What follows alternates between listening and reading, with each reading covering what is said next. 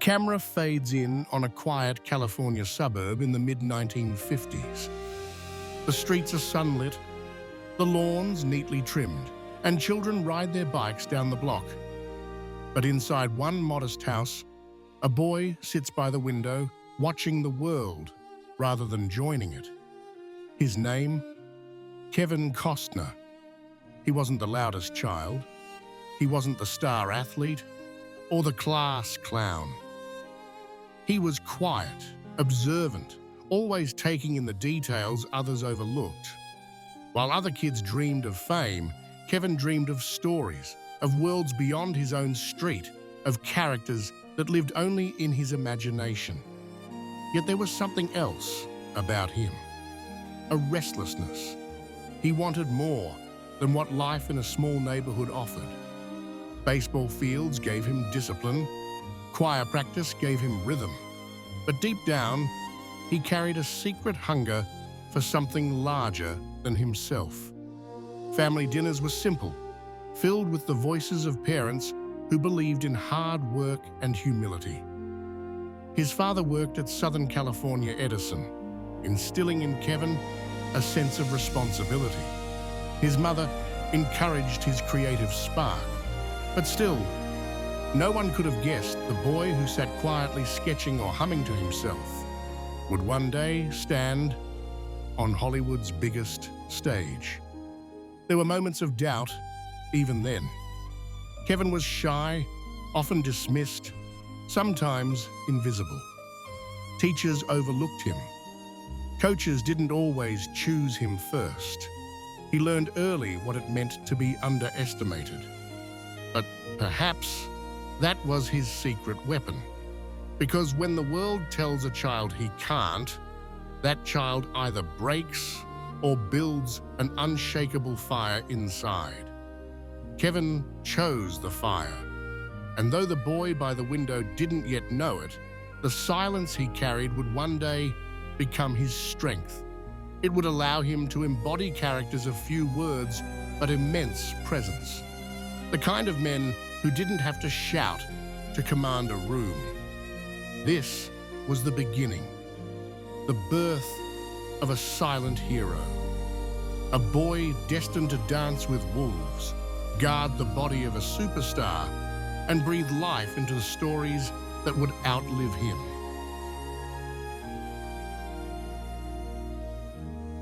Los Angeles in the late 1970s was a city of broken dreams. Every year, thousands of young actors arrived with stars in their eyes, but most would leave with empty pockets and heavier hearts. Among those wandering souls was a quiet, determined young man named Kevin Costner. He wasn't loud. He didn't walk into a room demanding attention. He was different, observant, patient. A man who believed that sometimes silence could speak louder than words. But in those early days, Hollywood had no interest in silence. Kevin's life was a patchwork of small acting classes, endless rejections, and nights spent in cheap apartments where the city's neon lights flickered through thin curtains. His friends went to parties, chasing shortcuts to fame. Kevin stayed home, memorizing lines, rehearsing characters in front of a mirror, perfecting details no one else could see. The roles he landed at first were almost invisible. A faceless figure in the background, a nameless soldier, a passing extra. Moments that flashed by in seconds, but Kevin treated those seconds like they were the lead in Casablanca. He poured everything into them. And quietly, people began to notice. One night, fate placed him in the company of the legendary actor Richard Burton. Their conversation was brief, but Burton's words burned into Kevin's mind. If you want to be an actor, you must really want it. Otherwise, don't even try.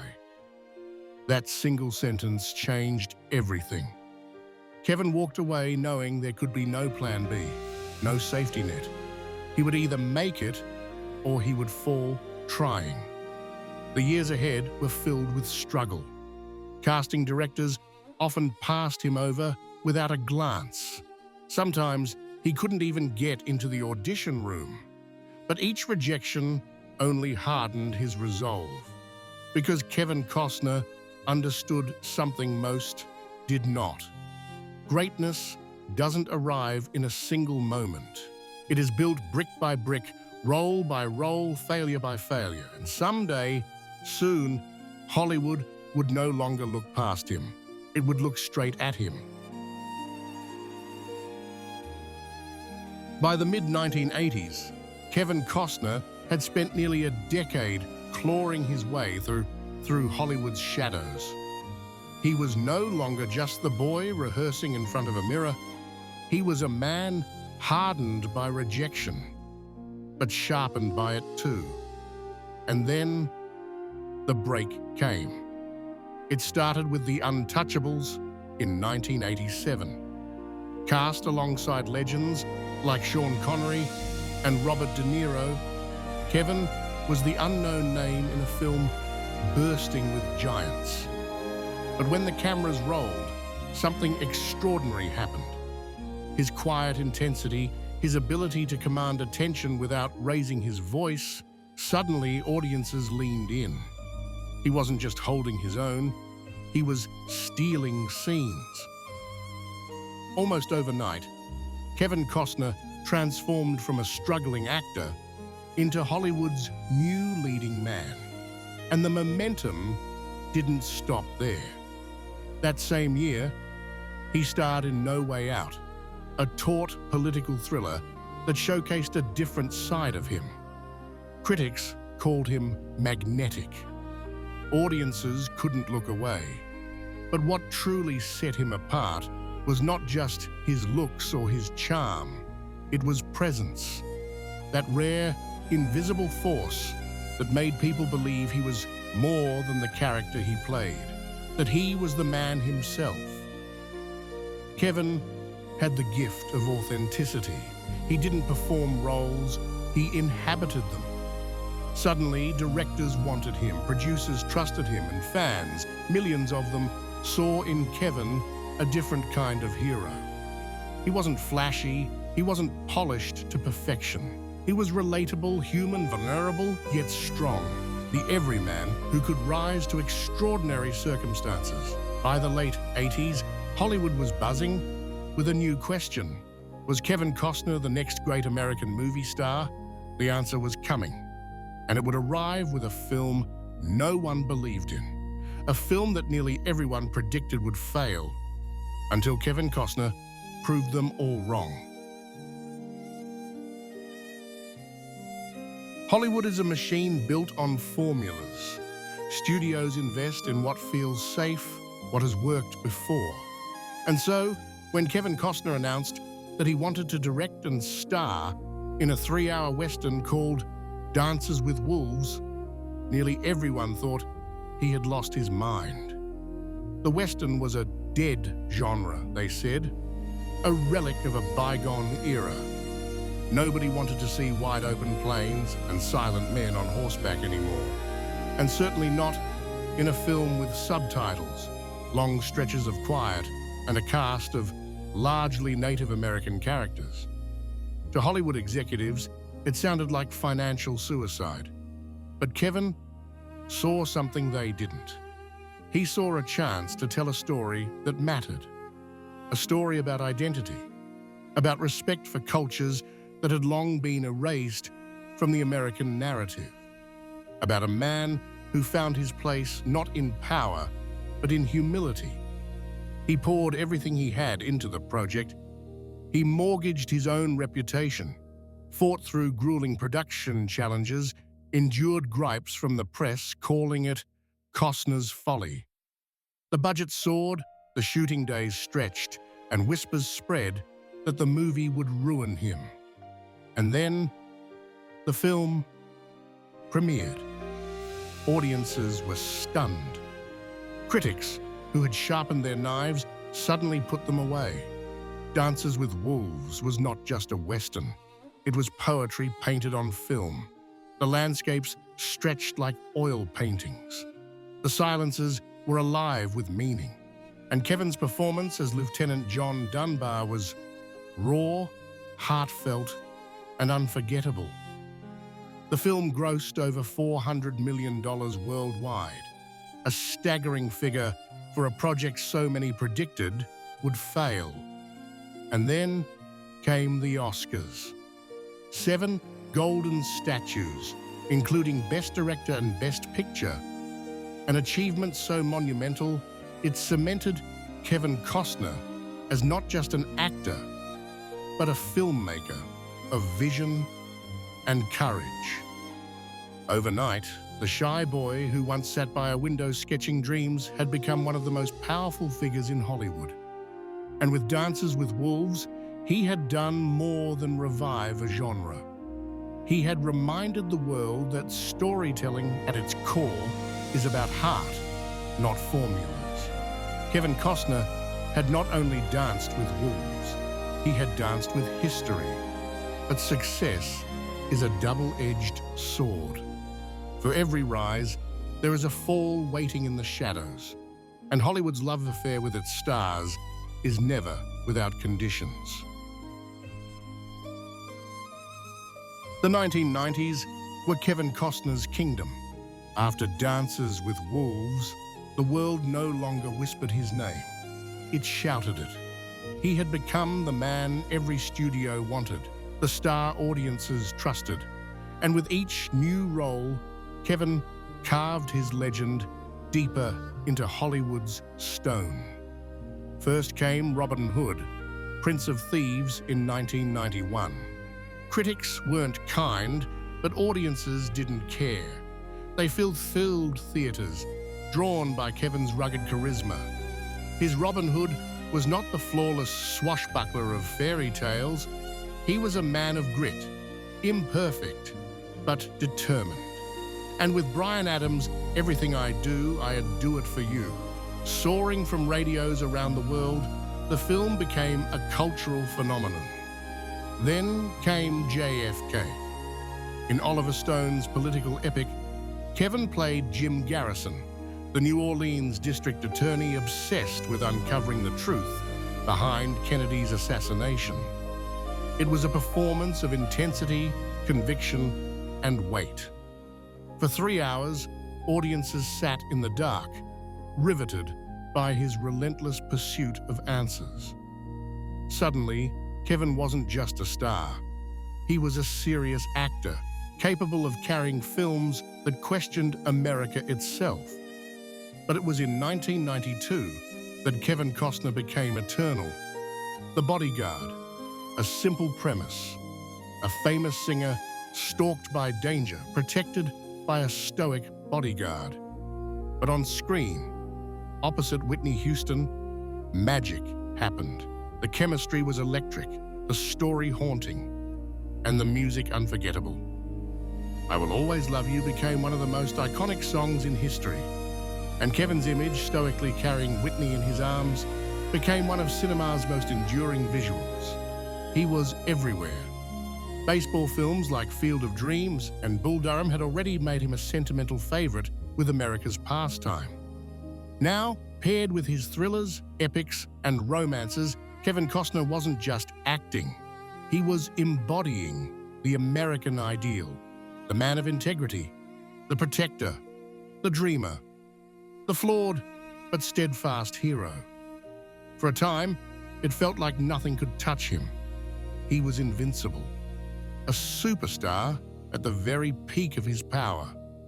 But Hollywood has a cruel memory. The same system that lifts its heroes sky high waits eagerly to see them stumble. And soon, Kevin would face the kind of storm that tests not just a career, but a man's spirit. Success in Hollywood is never permanent. One day you are the golden boy, the next, you are yesterday's news. And in the mid-1990s, Kevin Costner learned that lesson the hardest way possible. It began with Waterworld in 1995. The film was one of the most ambitious projects ever attempted, a post-apocalyptic epic set entirely on the ocean. The budget ballooned past $175 million, making it the most expensive movie ever made at the time. Headlines called it Kevin's Folly. Paparazzi snapped photos of sinking sets and storm-damaged ships. Journalists wrote gleeful predictions of disaster before the film even reached theaters. When it finally premiered, Waterworld wasn't the catastrophe critics promised, but it wasn't the triumph Kevin needed. Audiences were divided. The story felt strange, the tone uneven, and though it later gained a cult following, at the time, it marked Kevin's fall from Hollywood's grace. Then came The Postman in 1997. Costner directed and starred in this 3-hour tale of hope in a fractured America. But instead of inspiring audiences, it was ridiculed. Critics mocked it as self-indulgent, bloated, even pretentious. Awards bodies nominated it not for Oscars, but for Razzies. Kevin Costner, the man who had once stood proudly on the Oscar stage, was now the punchline of Hollywood jokes. The press turned. Studios hesitated. The man who once symbolized strength and integrity was branded arrogant, stubborn, washed up. And perhaps the harshest truth of all, the audience moved on. For Kevin, it was more than a professional crisis. It was personal. The very industry that had embraced his vision with Dances with Wolves now rejected him for daring to dream too big again.